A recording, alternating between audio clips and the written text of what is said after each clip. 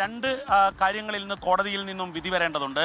Vadakara judicial first class magistrate കോടതിയിൽ നിന്നാണ് വരേണ്ടത്.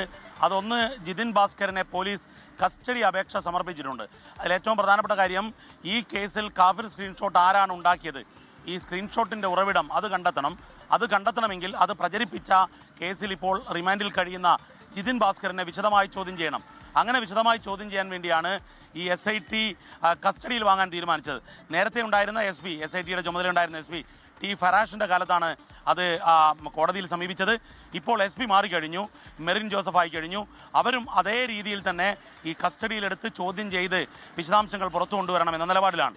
ഇതാണ് ഒരു കാര്യം. മറ്റൊന്ന്, ജിതിൻ ഭാസ്കറിൻ്റെ ജാമ്യാപേക്ഷയും കോടതി ഇന്ന് പരിഗണിക്കുന്നുണ്ട്. ഈ രണ്ട് കാര്യത്തിലും ഇന്ന് തീരുമാനമുണ്ടാകുമെന്നാണ് പ്രതീക്ഷിക്കുന്നത്.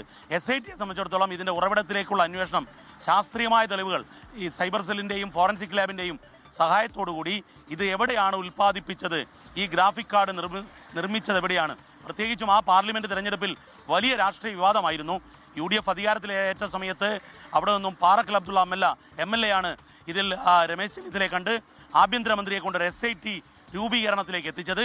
SIT രൂപീകരിച്ച് എത്രയും വേഗം തന്നെ ആദ്യ പ്രതിയെ അറസ്റ്റ് ചെയ്തിട്ടുണ്ട്. ഇനി അതിൻ്റെ ഉറവിടത്തിലേക്കാണ് അന്വേഷണം. SKN.